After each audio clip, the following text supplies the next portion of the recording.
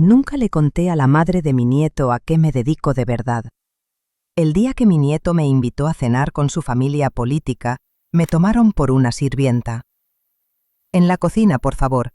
Ese personal no se sienta en la mesa», dijo alguien sin mirarme. Lo que nadie sabía era quién acababa de entrar por esa puerta. Buenas noches, y gracias por escucharme. Si estas historias te gustan, apóyame con tu suscripción y un like. Cuéntame en comentarios desde qué país me escuchas.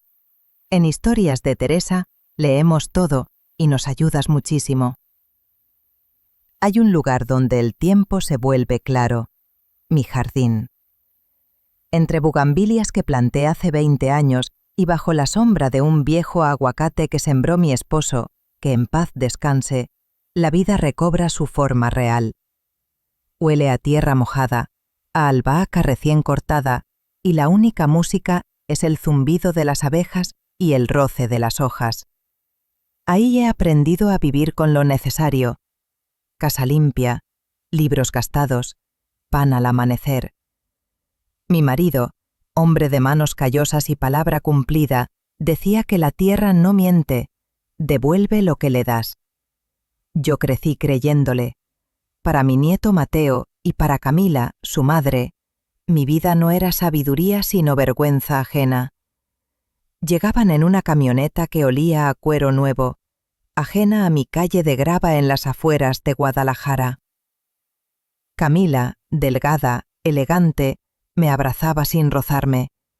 Su mirada paseaba por mis cortinas bordadas, por mi piso de mosaico viejo, y yo alcanzaba a verle el gesto de asco bien educado. «Doña Teresa, ¿todavía se la pasa en la tierra?», preguntó la última vez, mirando mis macetas desde la ventana. No había curiosidad en su voz, solo ese brillo metálico de quien juzga. Mateo, mi niño de ojos inquietos, estaba en medio. De pequeño se revolcaba conmigo en el jardín, cazaba lombrices después de la lluvia, hundía las manos en la masa cuando horneaba pan. Ahora, a sus 17, apretaba la mandíbula y evitaba mis ojos cuando Camila decía: «Esto es un rancho». Yo no me enojaba, sentía, más bien, cómo crecía un muro de vidrio entre nosotros. Lo veía, pero no podía tocarlo. Ese día en que todo cambió, ya se iban. Camila miraba el reloj, dispuesta a arrancar. Mateo dudaba en la puerta. «Abuela, hay una cena el sábado. Quiere invitarte doña Beatriz». Tragué saliva. A doña Beatriz, madre de Camila, la había visto solo en la boda. Mujer de hierro, sonrisa de catálogo y ojos de contadora. «¿Para qué?», pregunté. Mateo vaciló.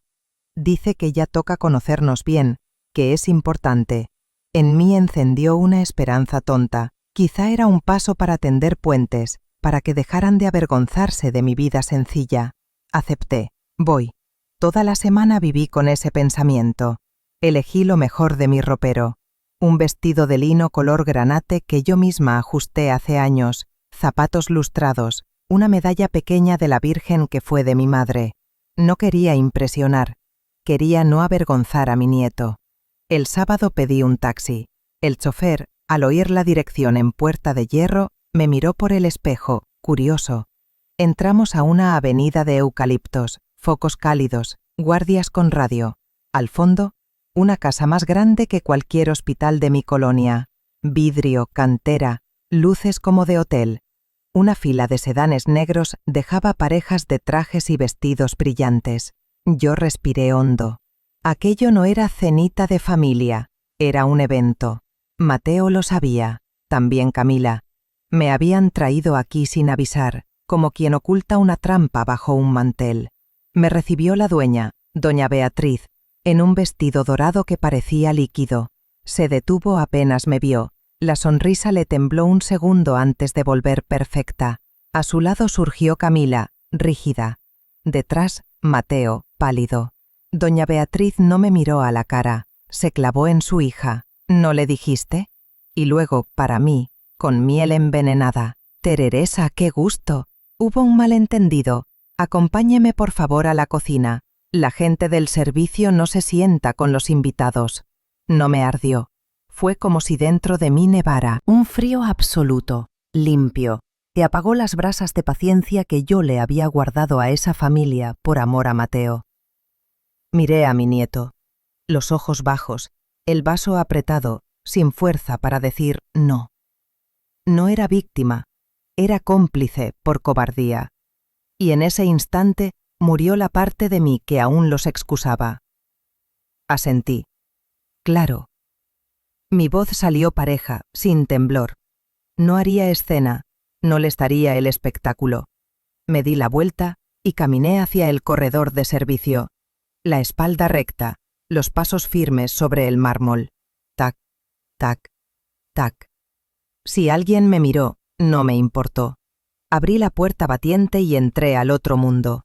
Calor, grasa, vapores, órdenes. Sartenes que chisporroteaban, manos que no descansaban, rostros jóvenes y cansados que ni tiempo tenían para sentir lástima. Me pegué a la pared, junto a costales de harina. Saqué de mi bolso un teléfono viejo, de teclas. Mateo siempre se burlaba. «Abu, cómprese un celular de verdad». Este era el que yo necesitaba. Busqué un único contacto guardado como ángel. 2 palabras. Iniciar, amanecer. Envié. Una palomita. Nada más. El mecanismo, silencioso e impecable, acababa de encenderse. Respiré. Por primera vez desde la puerta, me permití mirar alrededor con calma. La lavaloza con las manos rajadas, el mesero que mordía a escondidas una orilla de pan, el chef gritándole a un pasante con voz que dolía. Entendí que ya no se trataba de mí. Durante años, el dinero de mi marido, mis ahorros, había entrado anónimo a un fondo cultural que administraba la familia de doña Beatriz. Debía servir para becas, instrumentos, talleres en colonias humildes. En cambio, estaba pagando ese jardín perfecto, esas flores importadas, ese vestido de oro. El frío se volvió acero. No venganza, justicia.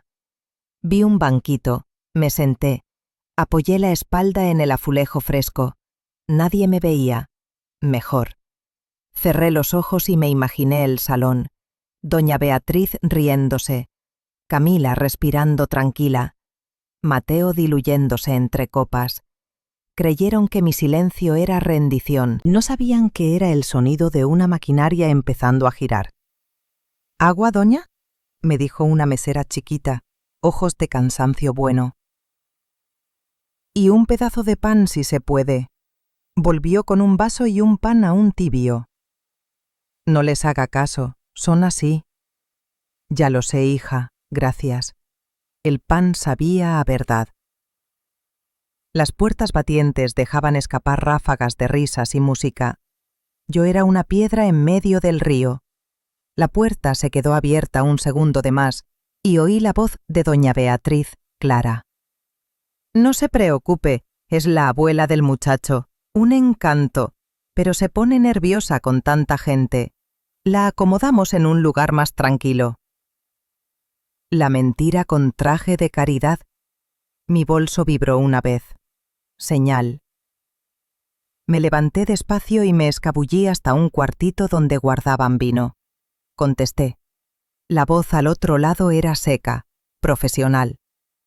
Teresa, es peor de lo que pensábamos. 3 años de facturas falsas, hipoteca de la casa, jardinería, vestidos traídos de Buenos Aires cargados como vestuario para puestas en escena. Catering de hoy, todo con cargo al fondo. Tenemos respaldos y estados, sobra para denunciar. Apoyé la frente en la puerta. No pensé en mí ni en la humillación. Pensé en las niñas del taller de pintura de Tlaquepaque que se quedó sin colores.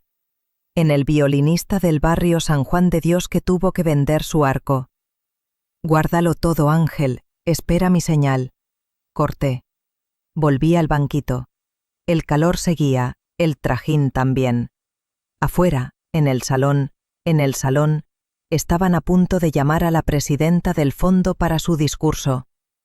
Yo, Teresa, 55 años, ajusté el nudo de mi medallita y esperé. El amanecer no hace ruido cuando llega, solo ilumina. El televisor viejo colgado sobre el fregadero mostraba el salón principal.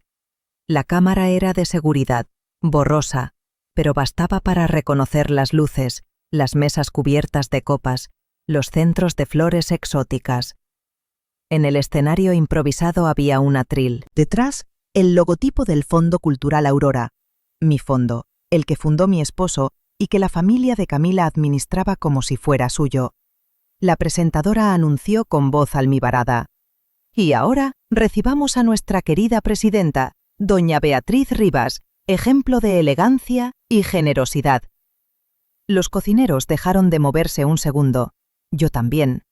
En la pantalla, ella apareció. El vestido dorado reflejando los focos, sonrisa perfecta. La seguridad de quien se sabe intocable.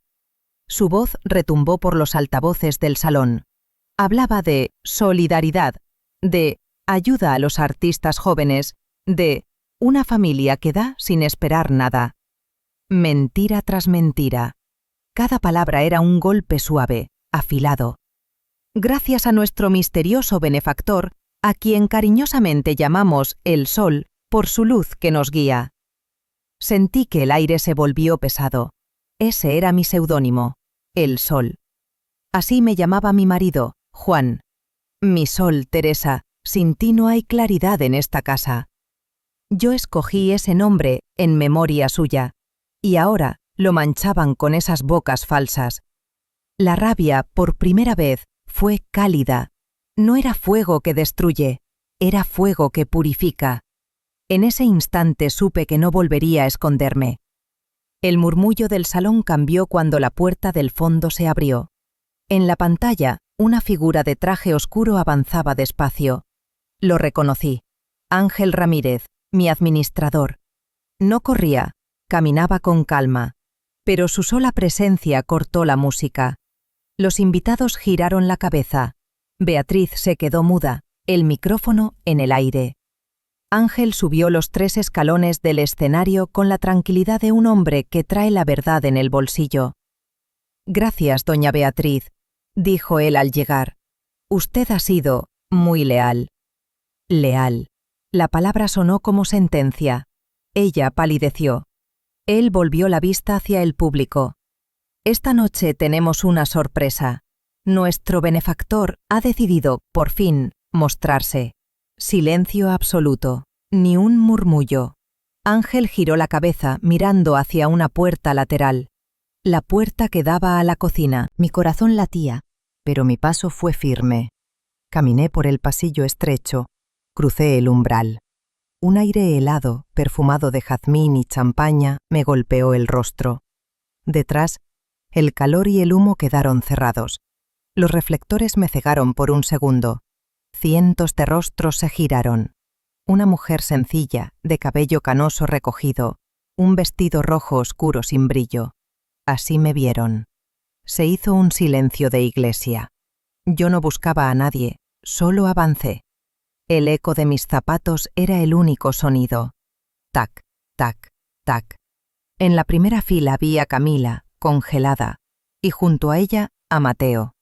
Mi nieto sostenía un vaso que temblaba en su mano. En su rostro había una mezcla de vergüenza, miedo y algo que tal vez fue arrepentimiento. Me miraba como si viera un fantasma. A su lado, Beatriz ya no sonreía. Parecía un maniquí al que se le borró el color del rostro. Ángel me tendió el micrófono. Su metal estaba frío. «Buenas noches», dije, y mi voz llenó el salón con una calma que no era mía, era de algo más grande. «Mi nombre es Teresa Morales». Algunas cabezas se inclinaron reconociendo el apellido. Hace 20 años mi esposo y yo fundamos este fondo para apoyar a los que crean belleza en silencio. Pintores, músicos, poetas que no caben en las vitrinas del poder. Creímos que el dinero debía ser semilla, no adorno. Al decirlo, sentí un murmullo distinto, no de chisme, sino de atención. Miré a Beatriz. Quiero agradecerle a la presidenta del fondo por recordarme lo que significa la responsabilidad. Continué, porque un fondo es tan limpio como las manos que lo administran. Supe que todos entendieron. Nadie respiró. Desde esta noche habrá cambios, dije. Un equipo independiente revisará cada gasto, cada factura. Todo será público. No grité, no acusé, no hacía falta. La palabra auditoría bastó. Los murmullos se convirtieron en oleada. El rostro de Beatriz se contrajo. Camila la miró, pálida, como quien ve caer una torre. Y entonces, en la primera fila, un hombre mayor se levantó. Era don Ernesto Zambrano, ex juez de la Suprema Corte, símbolo de honor en el país. Dejó su servilleta sobre la mesa y habló en voz alta. Señora Morales, su valentía nos devuelve la fe. Por favor, cuente conmigo cuando ese informe esté listo. Su voz fue un martillo. Luego, se dio la vuelta y salió sin mirar atrás. Una tras otra, las parejas comenzaron a levantarse, sin prisa, pero con decisión. Los más ricos, los más influyentes, salían en silencio. El aire se llenó de vergüenza. Yo permanecí quieta, mirando cómo se vaciaba el salón. No sentía triunfo, solo una calma densa. La justicia no era una explosión, era una amputación necesaria. Beatriz y Camila quedaron en pie sobre el escenario, estáticas, perdidas. Yo dejé el micrófono en el atril. El golpe seco del metal contra la madera resonó en el eco de la sala vacía. Me di media vuelta y bajé despacio. A cada paso, mi corazón se aligeraba. Pasé junto a Mateo. Quise tocarle el hombro, pero no lo hice. Aún no, todavía no era tiempo de hablar con él. A la salida, una joven mesera, la misma que me ofreció pan en la cocina, me esperaba con mi abrigo. Tenía los ojos brillantes. Doña Teresa, lo que hizo fue hermoso. Le sonreí. No, hija, fue justo. Afuera, la noche olía a lluvia próxima. Respiré profundo. El cielo, sin estrellas, parecía un lienzo en blanco. Pasaron meses. El Fondo Cultural Aurora desapareció. En su lugar, nació la Fundación Morales, en honor a Juan. Yo, la mujer que antes escondía su nombre, ahora lo decía con orgullo. Ángel se encargó del proceso legal. Los medios lo cubrieron todo. Beatriz y Camila enfrentaron investigaciones, y aunque yo nunca hablé públicamente, los hechos bastaron. Sus casas, sus coches, sus joyas, todo quedó embargado. Una tarde de enero, Mateo vino a verme. Estaba más flaco, más viejo de repente. Se quedó en la puerta, sin atreverse a entrar. Abuela, perdón, yo tuve miedo. Asentí, sin decir nada. No quiero dinero, continuó. Solo que me enseñes otra vez a sembrar. Lo miré largo rato. Luego le alcancé una pala. Empieza por ahí, le dije. La tierra siempre perdona al que aprende a trabajarla. Hoy mi jardín vuelve a florecer. Pero también florece algo más. Un taller en el centro de Guadalajara, donde jóvenes pintan, cantan, crean. Al entrar, el aire huele a óleo y a esperanza. Yo ayudo en lo que puedo, ya no como benefactora oculta, sino como Teresa, simplemente. Una muchacha me llama. «Doña Teresa, ¿puede ayudarme a tensar el lienzo?» «Claro, hija», respondo. «Más fuerte, desde la esquina». Cuando el marco cede y el lienzo queda firme, reímos las dos. Miro sus manos manchadas de color y pienso que la justicia también puede oler a pintura fresca. Si esta historia te tocó, si te hizo pensar, suscríbete a Historias de Teresa y cuéntame desde dónde me escuchas. Tus palabras son mi mayor recompensa. El sol entra por la ventana del taller, cálido, libre, y pienso, ya no soy el sol oculto de nadie. Soy Teresa Morales, y apenas estoy aprendiendo a vivir. El amanecer llegó tranquilo, como si el mundo ignorara el terremoto que había sacudido la noche anterior. Me desperté temprano, como siempre, con el canto de los pájaros y el aroma del pan que dejé leudando la noche anterior. El jardín brillaba con gotas de rocío sobre las hojas del naranjo. Durante unos minutos me quedé observando cómo el sol se filtraba entre los árboles, dorando los pétalos de las bugambilias. Esa paz era distinta. No la paz de la resignación, sino la del deber cumplido. El teléfono fijo, viejo y pesado, sonó con su timbre agudo. «¿Teresa Morales?», preguntó una voz formal. «Sí, con ella». «Le habla la oficina del Ministerio de Cultura. Queremos agradecerle por su cooperación. Las pruebas entregadas por su asesor son contundentes». Guardé silencio unos segundos. No hice más que lo justo. Respondí. «Quizá», dijo la mujer, «pero pocos tienen el valor de hacerlo». Colgué despacio. En el fondo del alma no sentía orgullo, sentía cansancio, un peso que recién comenzaba a levantarse. 3 días después, Camila vino a buscarme. Llegó sola, sin maquillaje, sin esa coraza de perfume y orgullo que siempre la envolvía. El taxi la dejó frente a mi casa. Se quedó un momento mirando la fachada modesta, como si entrara a otro planeta. «¿Puedo pasar?», preguntó desde la reja. «Pasa, Camila». Entró sin hablar. Se sentó en la vieja banca de madera del jardín, la misma donde Mateo y yo solíamos desayunar pan y café cuando era niño. Sus manos, antes siempre perfectas, ahora temblaban. «No vine a disculparme», dijo bajando la mirada. «Sé que no hay palabras que sirvan.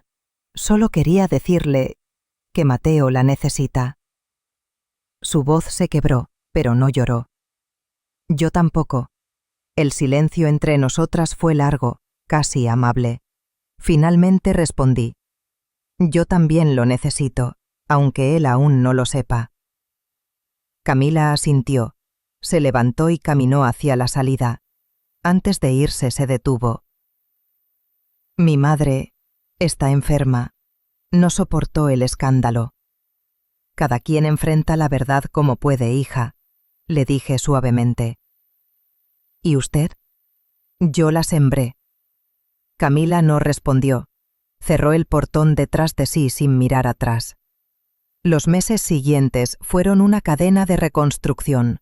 Ángel y yo pasábamos horas revisando documentos, contactando artistas, relanzando proyectos. Queríamos que la Fundación Morales fuera transparente, limpia, cercana a la gente. El primer taller lo abrimos en una vieja casona en el centro de Guadalajara, con muros despintados y pisos de mosaico roto. Pintores voluntarios vinieron a restaurarla. Jóvenes de barrios humildes ofrecieron su tiempo, y cuando inauguramos la primera exposición, con música de violines y olor a óleo, lloré sin que nadie lo notara. Era una emoción nueva, una mezcla de orgullo y ternura que hacía años no sentía. Los chicos me llamaban Doña Tere, y yo los veía reír, mancharse las manos de color, soñar en grande.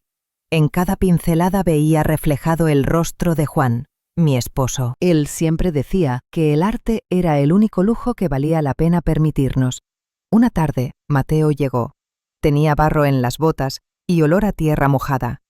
«Plante unos tomates, abuela», me dijo con una sonrisa tímida.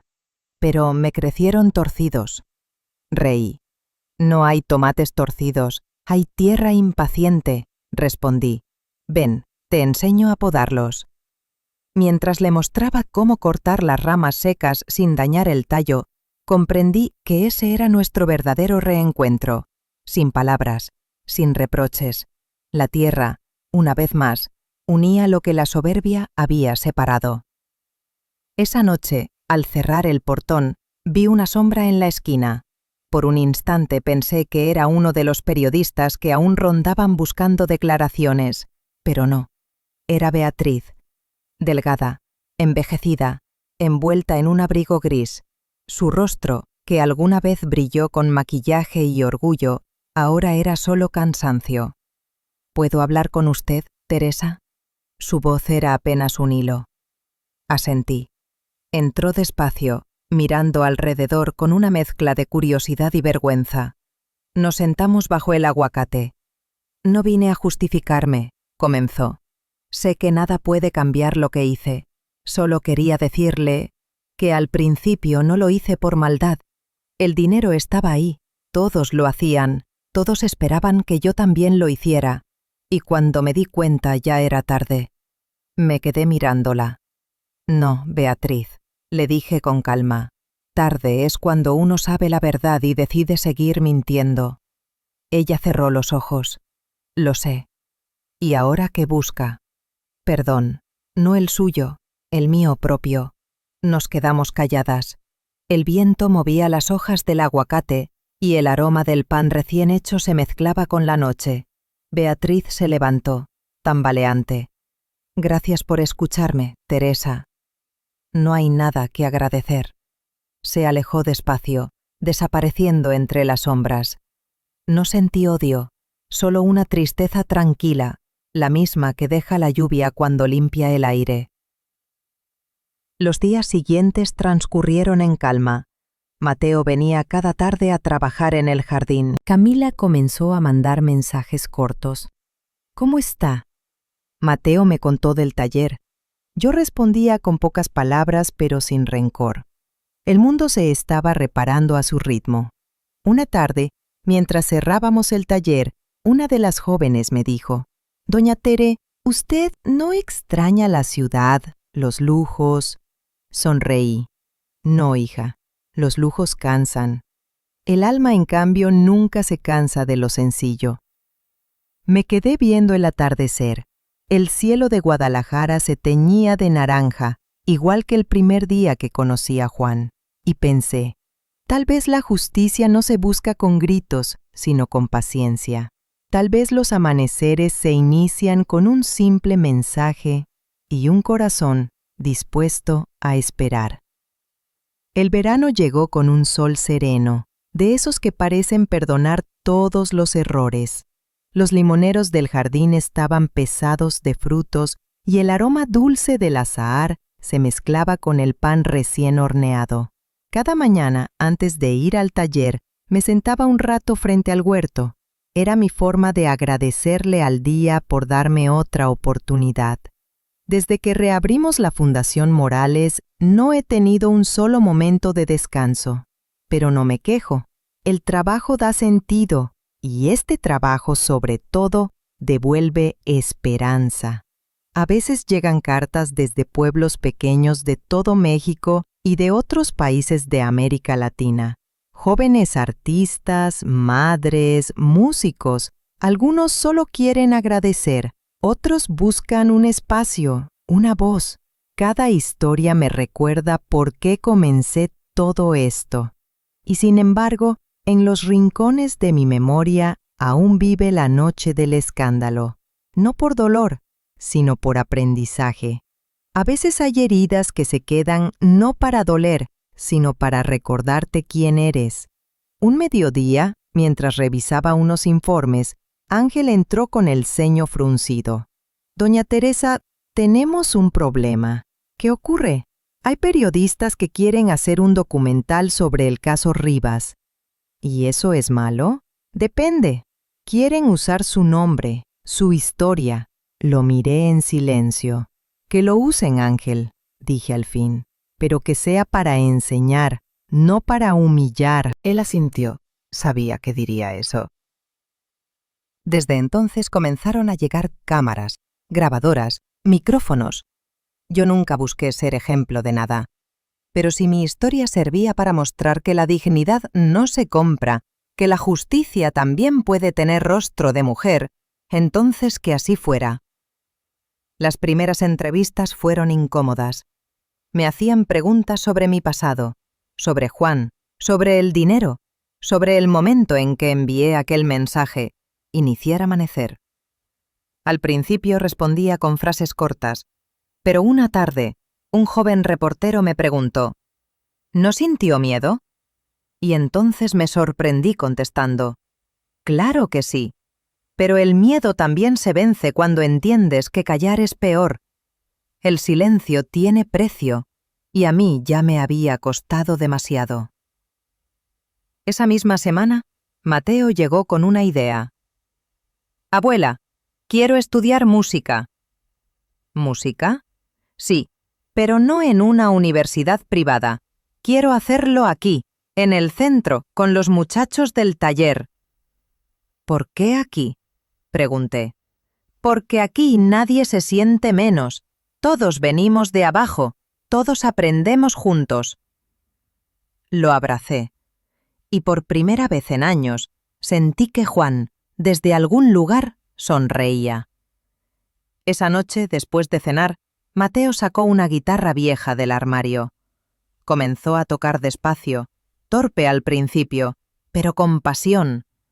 Su voz, quebrada y cálida, llenó la casa. Yo cerré los ojos y dejé que esa música me atravesara. Era como si cada nota limpiara los rincones más oscuros de mi alma. Al terminar le dije: «Tu abuelo estaría orgulloso». Mateo sonrió. «¿Y usted, abuela?» «Yo ya lo estoy». Los días siguieron con una calma nueva. En el taller, los chicos pintaban murales en los muros del barrio. Las risas, los colores, el ruido de los pinceles se mezclaban con la vida cotidiana de las calles. El arte se volvió parte del aire. Una tarde, mientras observaba cómo terminaban un mural que representaba un sol saliendo entre montañas, Camila llegó de sorpresa. Vestía sencillo, sin joyas ni maquillaje, con el cabello recogido. Se acercó al mural y se quedó mirando el sol pintado. «Mateo me contó lo que hacen aquí», dijo. «¿Y qué piensas?», pregunté. «Que es hermoso». Se volvió hacia mí. «Yo quiero ayudar. Puedo enseñar administración, contabilidad, lo que sea». La miré sin responder al instante. Era la primera vez que la veía sin la máscara de orgullo. «Está bien», le dije finalmente, «pero aquí todos somos iguales». Camila asintió. «Eso es lo que quiero aprender». Y así, poco a poco, la vida nos fue reconciliando sin palabras. Una tarde, Ángel me llamó. «Doña Teresa, hay algo que debe ver». Me mostró una noticia en su tablet.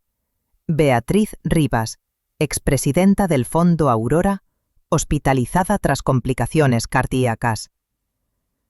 La nota decía que vivía sola en una pequeña casa rentada en las afueras de la ciudad. No tenía familia cerca. Camila la visitaba de vez en cuando. Esa noche, mientras regaba mis plantas, pensé en ella, en cómo la vida da vueltas, en cómo los imperios hechos de mentira se desmoronan sin ruido. Y sin embargo, sentí algo inesperado: compasión. Porque el odio también cansa, y yo ya no quería cargar con nada que me pesara. A la mañana siguiente fui al hospital. La encontré dormida, con la piel pálida y las manos frías. Dejé sobre la mesa una flor blanca del jardín y una carta que decía: «La verdad a veces duele, pero también libera. Ojalá la tuya te encuentre en paz. T». Salí sin decirle nada a nadie. El pasillo olía a desinfectante y a silencio. En el fondo, supe que ese era mi último acto de justicia, el perdón. No por ella, sino por mí. Esa tarde, al regresar al taller, los chicos estaban terminando otro mural. Una de las chicas, Lucía, me dijo: «Doña Tere, el sol que pintamos lleva su nombre abajo». «¿El mío? ¿Para qué?» «Porque sin usted no habría amanecido». Reí con ternura. «El sol no es mío, hija», dije. «Es de todos los que deciden abrir los ojos». El cielo se tornaba anaranjado otra vez, y entendí que la vida, como la pintura, se compone de luces y sombras. Lo importante no es borrar las sombras, sino aprender a iluminarlas. El otoño trajo consigo un aire distinto. No era tristeza, sino calma, una calma madura, la que llega cuando la vida deja de doler y empieza a enseñarte en silencio. Las hojas del aguacate caían lentas sobre el suelo húmedo, y cada una parecía un recuerdo que se despedía sin rencor. Mateo ahora trabajaba todas las mañanas en el jardín antes de ir al taller. Lo veía inclinarse sobre la tierra con esa mezcla de torpeza y devoción que solo tienen los que descubren la vida con las manos. Ya no era el joven avergonzado de antes, ahora caminaba erguido, con la frente limpia.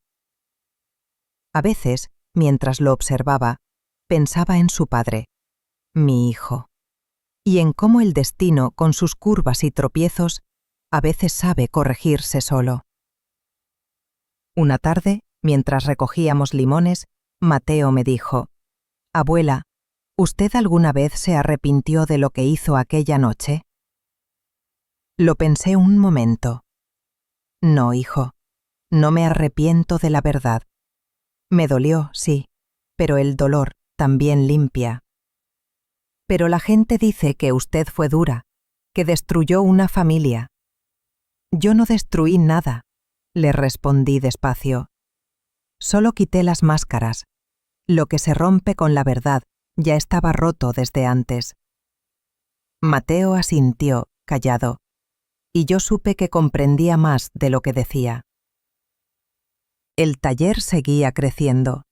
Ahora teníamos clases de música, danza y escultura.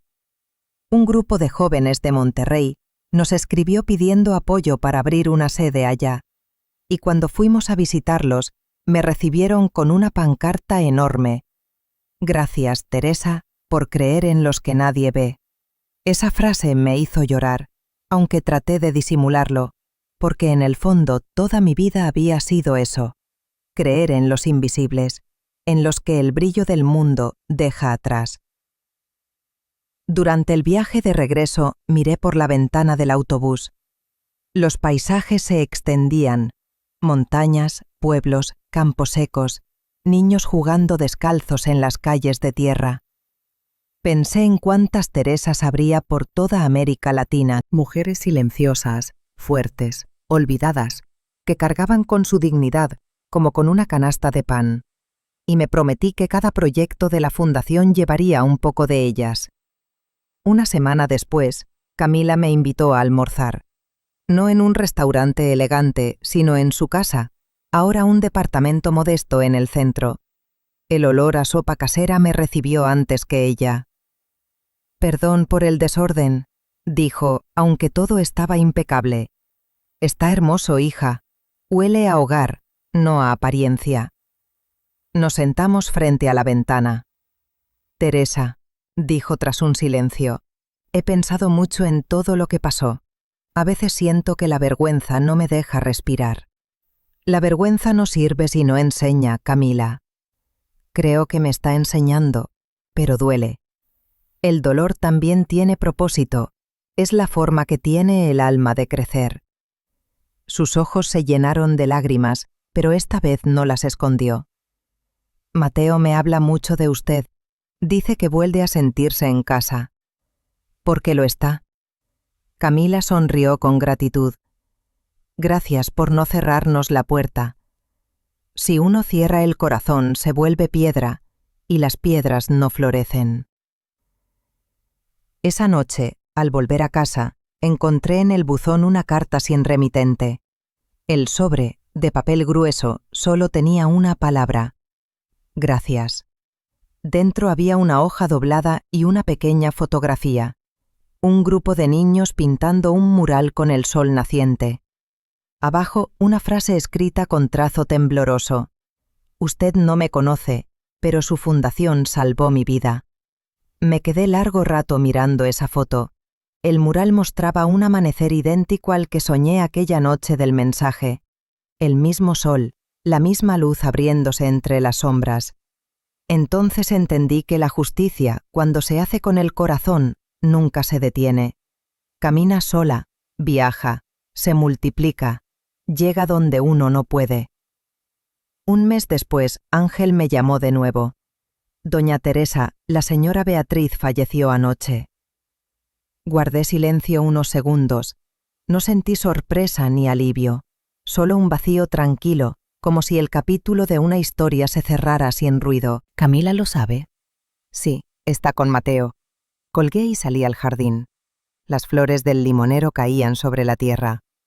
Miré al cielo y, sin pensarlo, dije en voz baja: que encuentres tu paz, Beatriz, porque al final nadie merece partir cargando cadenas. Días después, Camila vino a despedirse. Mi madre dejó una carta para usted, dijo. Me la entregó sin hablar más y se marchó. Esperé hasta la noche para abrirla. La letra era temblorosa, casi ilegible. Teresa, sé que no merezco tu perdón, pero si alguna vez lo obtengo, prométeme que seguirás haciendo lo que yo no supe hacer: cuidar a los otros. No desde el lujo, sino desde la verdad. Guardé la carta en el cajón junto a las fotos de Juan, y por primera vez recé por ella sin rencor. El invierno llegó con lluvia fina. Los árboles se desnudaban poco a poco y el aire olía a tierra limpia. El taller seguía lleno, el jardín rebosante. La vida, con sus vueltas, me había devuelto todo lo que alguna vez creí perdido: la fe, el amor, la familia, la justicia. Una tarde, mientras Mateo tocaba su guitarra, me dijo sin levantar la vista: Abuela, ¿cómo supo que era el momento de mandar aquel mensaje? Sonreí. Porque el corazón, hijo, también sabe cuándo ha amanecido. Y él siguió tocando, con una paz que llenó la casa entera. El año nuevo trajo consigo un aire de renacimiento. Guadalajara amanecía luminosa, con sus mercados llenos de colores y el sonido de los vendedores que gritaban: ¡fresas, mangos, papayas dulces! Yo caminaba entre ellos cada sábado, saludando a los mismos rostros de siempre, con la misma sonrisa que me había acompañado en los días buenos y los malos. «Doña Tere, ¿cómo va el taller?», preguntaba la señora Marta, la florista. «Lleno de vida, hija», respondía. «Los jóvenes no paran de pintar». Así debe ser. Cuando uno trabaja con el corazón, todo florece. Y tenía razón. El taller se había convertido en un refugio. Llegaban muchachos no solo de Guadalajara, sino también de Tepic, Colima, Morelia. Algunos dormían en colchones improvisados, otros se quedaban hasta la madrugada. El lugar olía a café, a pintura, a sueños. Esa mezcla me recordaba mi juventud, cuando Juan y yo apenas teníamos para comer, pero nunca dejamos de creer.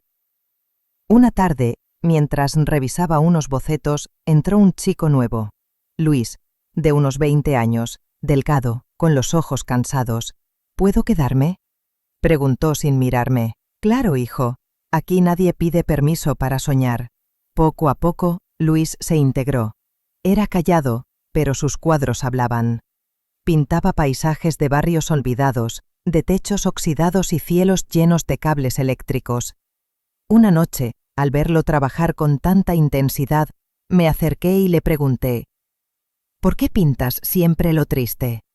Sin dejar el pincel me dijo: «Porque si uno no pinta la tristeza, ella se queda adentro». Me quedé en silencio. Era una verdad que conocía demasiado bien. Los días pasaban y el taller se volvió más que un espacio artístico, era una familia. A veces, cuando los chicos se quedaban hasta tarde, yo les cocinaba pan dulce y chocolate caliente. Reíamos, cantábamos, discutíamos sobre música y política. En esos momentos sentía que el mundo, a pesar de todo, tenía arreglo. Una noche, mientras lavaba las tazas, Camila llegó con una caja. «Traigo algo que tal vez le interese», dijo. La abrió sobre la mesa. Dentro había carpetas, facturas, documentos antiguos. «Son del antiguo fondo», continuó. «Encontré esto entre las cosas de mamá». «¿Por qué me lo traes?», pregunté. «Porque quiero cerrar el pasado. Y creo que usted debe decidir qué hacer con él». Tomé los papeles y los guardé sin revisarlos. «El pasado solo duele cuando uno lo mira con miedo», le dije. «Pero cuando lo miras de frente, se vuelve maestro». Camila asintió y me abrazó. Fue un abrazo distinto, sin culpa, sin distancia, sincero. Y supe que ese era el final de nuestro largo desencuentro.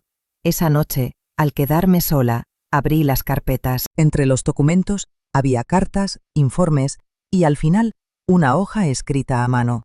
La letra era de Beatriz. Teresa, si estás leyendo esto, significa que ya no estoy.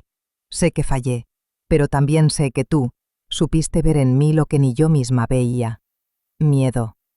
Prometo que si hay otro mundo, intentaré merecer el perdón que tú ya me diste. Doblé la carta y la guardé en el mismo cajón donde estaban las fotos de Juan y la flor seca del funeral. No lloré, solo recé un Ave María, y con cada palabra sentí que un peso se deshacía dentro de mí. Los meses siguientes fueron de expansión. La Fundación Morales recibió apoyo de otros países latinoamericanos. Un grupo de artistas de Chile nos invitó a exponer en Santiago, y cuando fui, me recibieron con aplausos y flores. Pero lo que más me conmovió fue una niña que se me acercó con un dibujo en las manos. Era un sol enorme, y debajo, una mujer de cabello gris que sonreía. «¿Eres tú?», me dijo. Y entonces comprendí que sin quererlo, me había convertido en símbolo de algo más grande que yo misma. Esa noche, en el hotel, me quedé mirando por la ventana la ciudad iluminada. Pensé en Juan, en Beatriz, en Camila, en Mateo, en los muchachos del taller, en todos los que alguna vez tocaron mi vida para enseñarme algo. Y me di cuenta de que la justicia no era un acto, sino un camino, y que ese camino, aunque solitario, siempre lleva a la luz. Al regresar a Guadalajara, Mateo me esperaba en el aeropuerto. Traía una sonrisa amplia y una guitarra al hombro. «Abuela, compuse una canción», me dijo. «¿Para mí?» «Para todos nosotros. Se llama Amanecer». La tocó esa misma noche, bajo el aguacate. La letra hablaba de errores, de perdones, de raíces que nunca mueren, y cuando terminó, el silencio se llenó de algo más fuerte que las palabras. Paz. Lo abracé con fuerza. «Ese es el sonido de la justicia, hijo». Le susurré. «No los aplausos, la paz». Esa noche dormí profundamente. Soñé con Juan, sonriente, caminando entre el jardín florecido. En su mano llevaba un pequeño papel. «¿Qué dice?», le pregunté. Él sonrió. «Dice que cumpliste, Teresa, que el amanecer llegó». Me desperté con lágrimas, pero eran de gratitud. El sol se filtraba por la ventana, dorando las cortinas, y comprendí que a veces el destino no castiga ni premia, solo enseña. El año siguiente marcó un nuevo comienzo para todos. El taller se mudó a un edificio más grande, una vieja fábrica abandonada en el barrio de Analco, que transformamos con nuestras propias manos. Las paredes, antes grises y llenas de polvo, ahora brillaban con murales coloridos. Había frases pintadas en cada rincón. «El arte también es justicia». «Las manos limpias crean belleza». «Aquí, nadie vale más que otro». Cada mañana, cuando abría las puertas, veía a los jóvenes llegar con sus mochilas, pinceles, guitarras y sueños. Algunos me saludaban con un beso, otros con un abrazo rápido, y todos con una sonrisa. Ese lugar respiraba vida, como si cada pared recordara que alguna vez fue silencio, y ahora era esperanza. Un día, mientras organizábamos una exposición, llegó una mujer joven, periodista, de unos 30 años. Se presentó como Inés Ramírez, del diario El Horizonte. «Doña Teresa», me dijo, «quiero escribir un libro sobre su historia». «Mi historia ya la contaron demasiadas veces», respondí con suavidad. «No, señora», replicó ella, «han contado lo que usted hizo, no quién es usted». Me quedé callada. Había algo sincero en su mirada. Aún así, dudé. «No me interesa ser famosa, Inés». «No quiero fama», dijo, «quiero verdad. Y usted tiene una de las más grandes que he escuchado». Le pedí que volviera en una semana. Durante esos días lo pensé mucho. ¿Tenía sentido abrir de nuevo heridas que ya cicatrizaban? Pero también recordé las cartas, los jóvenes, Las mujeres que me escribían diciendo que mi historia les había dado fuerza. Quizás, si alguien más la contaba bien, podría servir de guía para otras Teresas. Así que acepté. Durante los meses siguientes, Inés vino casi todos los días. Se sentaba conmigo bajo el aguacate, grabadora en mano, y me dejaba hablar. No me interrumpía, no juzgaba, solo escuchaba. A veces reíamos, otras veces llorábamos en silencio.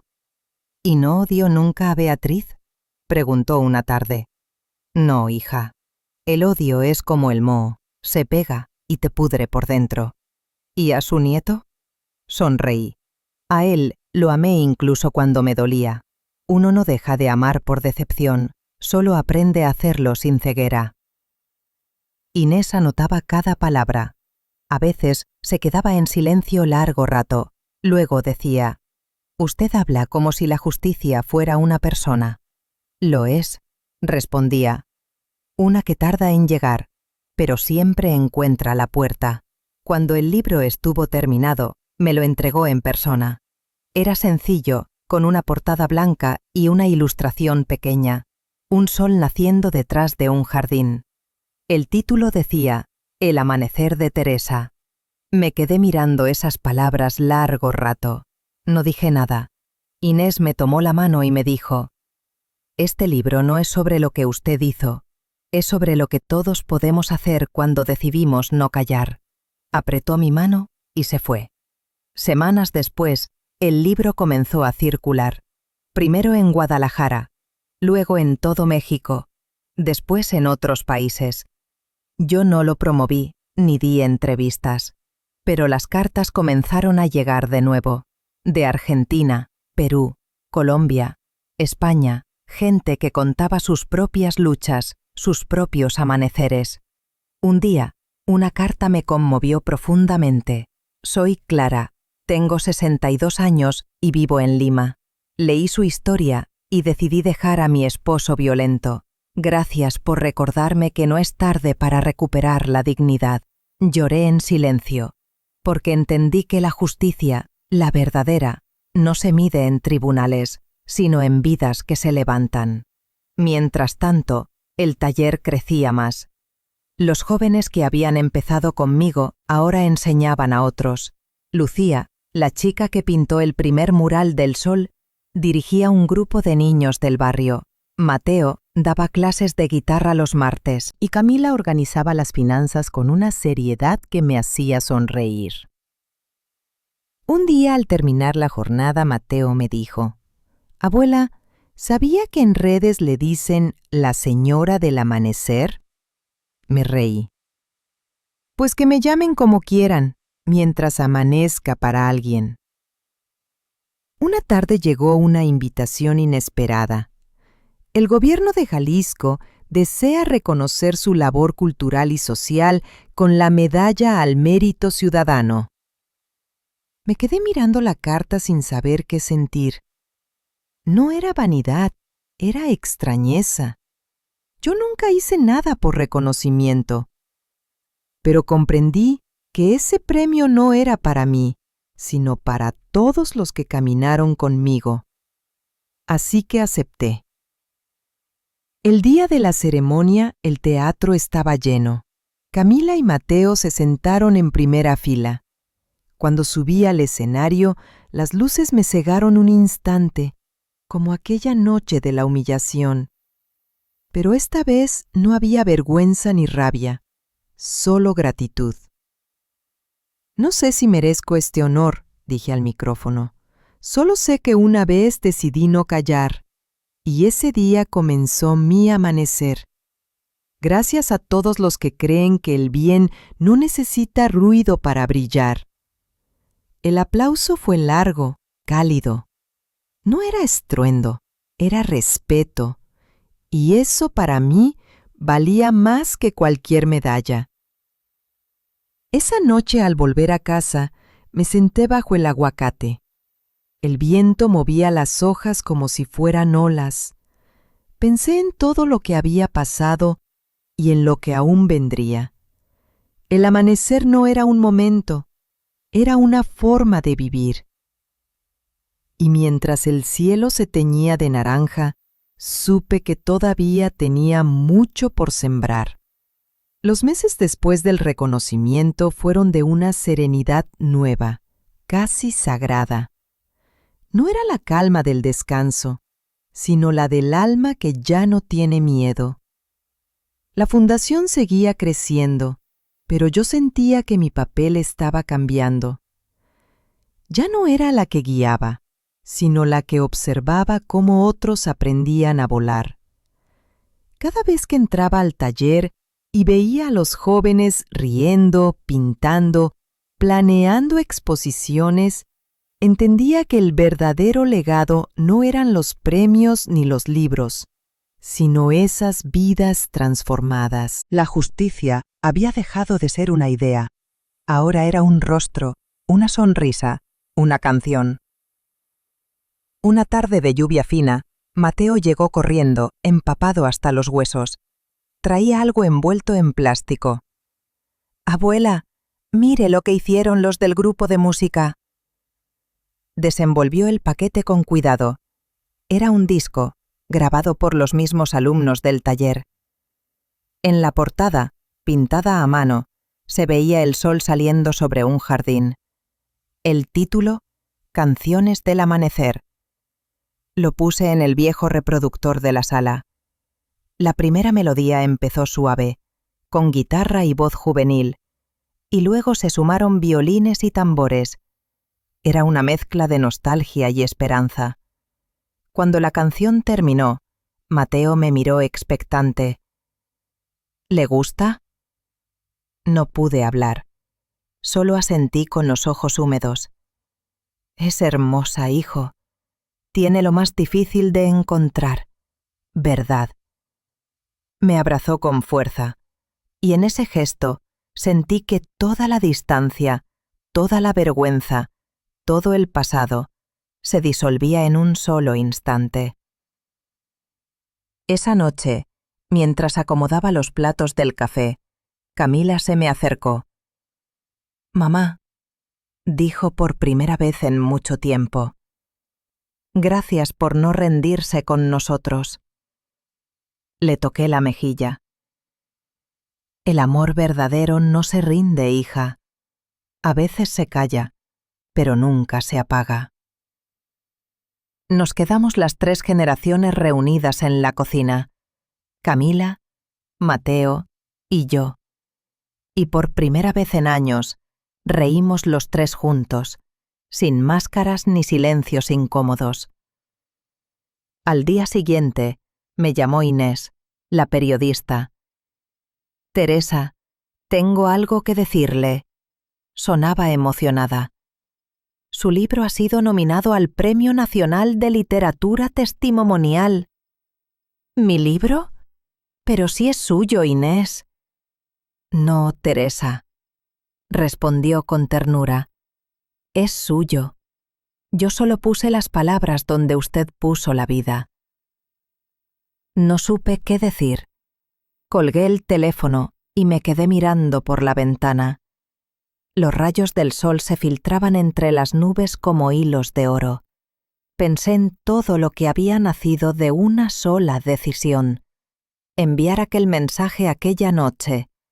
Un gesto pequeño, casi invisible, que había encendido un incendio de luz. El día del premio no quise ir. Le pedí a Inés que hablara por mí.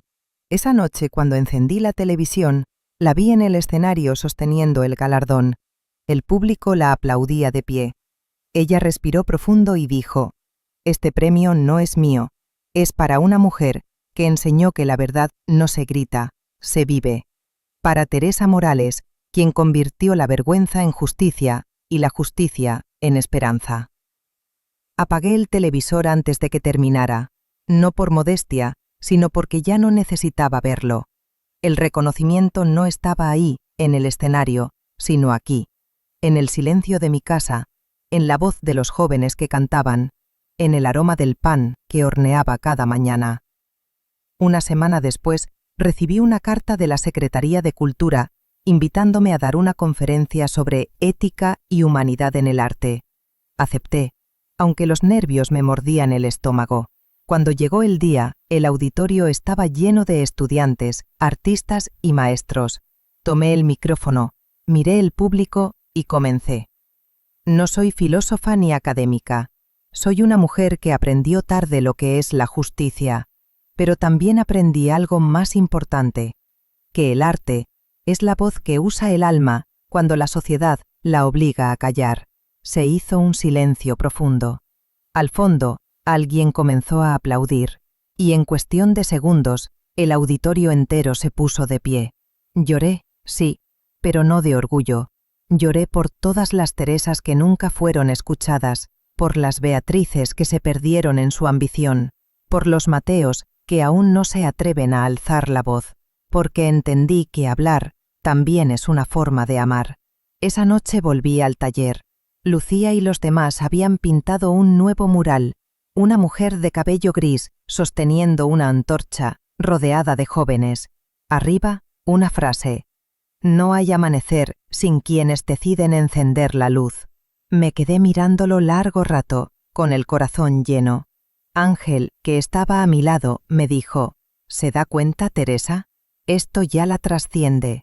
Eso es lo hermoso, Ángel, que ya no se trata de mí. Días después, cuando todos dormían, salí al jardín. La luna estaba llena, y el aire olía a jazmín. Caminé hasta el árbol de aguacate y acaricié el tronco. Ahí, enterradas bajo las raíces, estaban las cenizas de Juan. Lo logramos, viejo, susurré. Tu sueño de justicia floreció. Y aunque me haya costado la mitad de la vida, valió la pena. El viento sopló suave, moviendo las hojas como si él respondiera, y me senté ahí, en silencio, a escuchar la música invisible de la noche. El verano volvió como un viejo amigo, cálido y lento. Las bugambilias cubrían ya la pared del taller y el aguacate del jardín daba más frutos que nunca. Cada mañana, el aire olía a pan tostado y pintura fresca. La vida había encontrado su ritmo. Pero a mis 56 años comencé a sentir algo que no conocía: cansancio. No el cansancio del cuerpo, sino ese otro, el del alma que ha vivido demasiado deprisa. A veces me sentaba en silencio bajo el árbol, escuchando las risas de los jóvenes desde el taller. Lucía afinaba pinceles, Mateo afinaba guitarras, y yo aprendía a soltar. Un día, Ángel me encontró revisando viejas carpetas. ¿Sigue guardando todo esto?, preguntó sonriendo. La historia no se tira, hijo, se guarda para recordar lo que costó llegar hasta aquí. Pero también hay que dejar espacio para lo nuevo. Lo sé, respondí. Por eso lo estoy organizando, no cerrando. Entre los papeles encontré una hoja amarillenta, escrita a mano por mí hacía muchos años. Era la lista de las becas que Juan y yo habíamos planeado dar en los inicios del fondo: pintura, música, teatro, literatura, artesanía. Tantas veces lo soñamos y ahora, por fin, era real. Sonreí. Mire, Ángel, dije, al final, todo lo que se hace con amor encuentra su camino. Él asintió. Y todo lo que se hace con ego se pierde. Esa tarde llegó Inés, la periodista, con un ejemplar nuevo del libro. Tienen que verlo, dijo entusiasmada. Lo acaban de traducir al portugués y al francés. Levanté las cejas. ¿Tanto ruido por una historia tan sencilla? Precisamente por eso, Teresa, respondió, porque la verdad sencilla es la más difícil de encontrar. Me reí. Pues que sirva, Inés, que cada palabra llegue donde tenga que llegar. Nos quedamos hablando hasta que anocheció. Antes de irse, Inés me miró seria. Teresa, ¿se da cuenta de que su historia cambió vidas? No, hija. Las cambió la decisión de cada quien que la escuchó. Yo solo encendí la chispa. Días después, recibí una llamada del extranjero. Era una mujer con acento argentino. Doña Teresa, habla María Soledad, de Buenos Aires. Dígame, hija. Solo quería agradecerle. Su historia llegó a mi hija por un vídeo en Internet. Ella quería rendirse, pero después de escucharla, decidió volver a estudiar. Se llama Julia. Mándele un abrazo de mi parte, dije, y dígale que cada amanecer vale la pena, incluso los que llegan tarde. Colgué y me quedé mirando el horizonte. El sol se hundía despacio, pintando el cielo de cobre. Pensé en cuántas voces, en cuántos corazones cruzaban fronteras invisibles, unidos por una historia que ya no me pertenecía. Un domingo, Mateo organizó un pequeño concierto en el taller. Llegaron los vecinos, los chicos, las madres, hasta los vendedores del mercado. Había risas, guitarras, olor a pan y café. Cuando todo comenzó, Mateo subió al escenario improvisado y dijo: «Esta canción es para la mujer que nos enseñó que la justicia también puede tener manos suaves». Y empezó a tocar Amanecer. Su voz era clara, firme, llena de emoción. Todos guardaron silencio. Yo me quedé quieta, con el corazón latiendo lento. Era el mismo canto que Juan tarareaba en las mañanas, el mismo ritmo de mi vida, pero ahora salía de la voz de mi nieto. Al final, Mateo bajó del escenario y se arrodilló frente a mí. «Gracias, abuela», dijo, «por no rendirse, por no callar, por enseñarme que la verdad también se hereda». Lo abracé sin poder hablar. Las lágrimas caían, pero no dolían. Eran de esas que limpian, no de las que pesan. Después del concierto, Camila se me acercó con una sonrisa tranquila. «¿Se da cuenta, mamá?», me dijo. «Su historia ya no es una herida, es una raíz». La miré con ternura. «Sí, hija, y lo más bonito de las raíces es que no se ven, pero sostienen todo». Nos quedamos mirando a Mateo reír con los jóvenes, y por primera vez en mucho tiempo sentí que el pasado había encontrado su lugar, atrás, pero vivo. Esa noche no pude dormir. Encendí una vela y abrí el cuaderno donde escribo mis pensamientos. Empecé a anotar despacio. La justicia no se conquista, se cultiva. A veces florece pronto, otras tarda años, pero si la siembras con amor, no hay tierra que no la abrace. Apagué la vela y miré el techo. El reflejo del fuego seguía temblando como un pequeño sol, y me dormí sonriendo. Al día siguiente, Ángel me anunció que una universidad quería crear una cátedra Teresa Morales sobre ética y arte comunitario. Reí incrédula. ¿Una cátedra con mi nombre? Sí, y quieren que dé la clase inaugural. Hijo, yo apenas terminé la secundaria. Por eso, dijo con una sonrisa, porque la sabiduría no siempre viene de los títulos. Pensé en ello toda la tarde, no por vanidad, sino por responsabilidad. Yo, una mujer que había empezado vendiendo pan y cuidando un jardín, ahora iba a hablar ante estudiantes y profesores. La vida tiene un humor extraño, pero justo. Cuando llegó el día, me puse el mismo vestido granate de aquella vieja cena, el que usé la noche en que me mandaron a la cocina, pero ahora esa tela no pesaba como entonces, era símbolo, no vergüenza.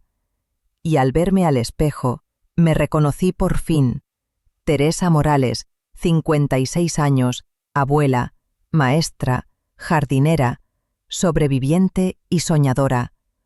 Miré al cielo antes de salir y susurré: «Gracias, Juan. Hoy sí, por fin, todo amaneció». El auditorio de la universidad estaba lleno. Filas enteras de estudiantes, profesores, artistas, madres con sus hijos, jóvenes del taller. El murmullo era cálido, expectante. Yo subí al escenario despacio, con el mismo paso firme con el que había entrado, años atrás, a aquella cena donde todo cambió. Pero esta vez no había mármol frío ni miradas que juzgaran, solo ojos llenos de esperanza. Tomé el micrófono. El silencio fue inmediato. «Buenas tardes», empecé, respirando hondo. Nunca pensé que estaría aquí, hablando frente a tantos rostros jóvenes. Yo no soy académica ni política. Soy solo una mujer que aprendió con el tiempo que la verdad no se impone, se siembra. Una brisa entró por la ventana y movió las cortinas. En ese instante recordé a Juan, con su sonrisa serena, su voz firme diciéndome, «La tierra no miente». Y entendí que aquello también era tierra, un suelo fértil donde dejar semillas nuevas. Hace años, continué, me dijeron que no era digna de sentarme en una mesa, que mi lugar estaba en la cocina, y allí, precisamente allí, fue donde comenzó mi justicia, porque desde ese rincón silencioso decidí no callar. Las miradas se elevaron hacia mí. Algunos sonreían, otros tenían lágrimas. Aprendí que la humildad no es someterse, dije, sino mantenerse de pie sin perder la bondad, que la justicia sin compasión se vuelve soberbia y que la compasión sin verdad es solo costumbre. Por eso, si algo deseo dejarles hoy, es esto. Defiendan lo correcto, aunque tiemblen, amen, aunque duela, y nunca permitan que el miedo les diga quiénes son. El aplauso fue tan largo que tuve que bajar la vista para no llorar. No era un aplauso para mí, era para todo lo que representábamos. Las abuelas que no se rinden, los jóvenes que sueñan, las madres que reconstruyen, los hombres que aprenden a ser justos. Después de la ceremonia, me quedé sola unos minutos en el escenario. Los focos ya se habían apagado, solo quedaba el eco. Me senté en la orilla, respirando despacio. De pronto sentí una mano en el hombro. Era Mateo. «Abuela», dijo en voz baja, «¿puedo decirle algo?» «Claro, hijo. Usted siempre dijo que la justicia se siembra». «Sí. Entonces, ¿sabe qué creo?» «¿Qué?» «Que usted no solo sembró justicia, también sembró amor». Lo abracé y me reí entre lágrimas. «Entonces el jardín está completo, hijo». Pasaron los meses. El taller se llenó de nuevos alumnos, de nuevos colores. Tamila organizaba una red de mujeres emprendedoras. Mateo giraba con su grupo Amanecer, llevando música y esperanza a pueblos donde el arte no había llegado nunca. Y yo me dedicaba a cuidar mi jardín y escribir. Escribía sin prisa, como quien conversa con la memoria. A veces relatos, a veces cartas para mí misma. Una de ellas decía: «Si un día ya no estoy, no apaguen la luz. Sigan encendiendo amaneceres en otros corazones, porque la justicia no muere, se transforma».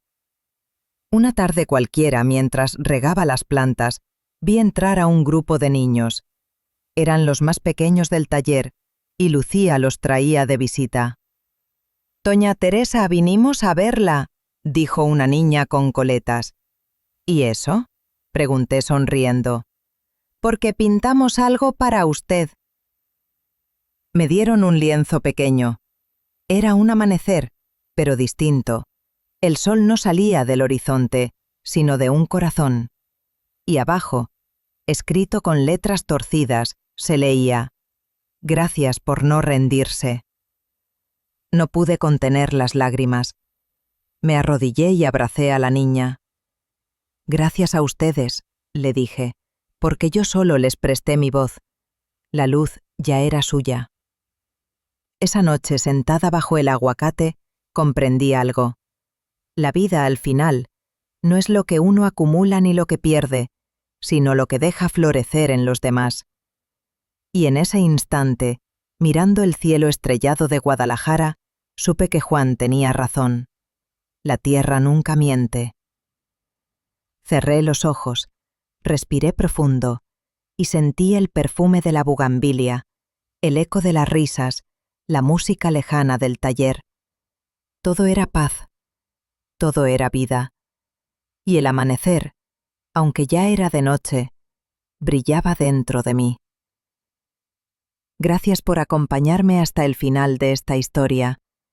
Si alguna parte de mi camino te tocó el corazón, suscríbete a Historias de Teresa. Déjame un comentario y cuéntame desde dónde me escuchas. Tus palabras mantienen viva esta voz, hecha de verdad, de justicia y de amor.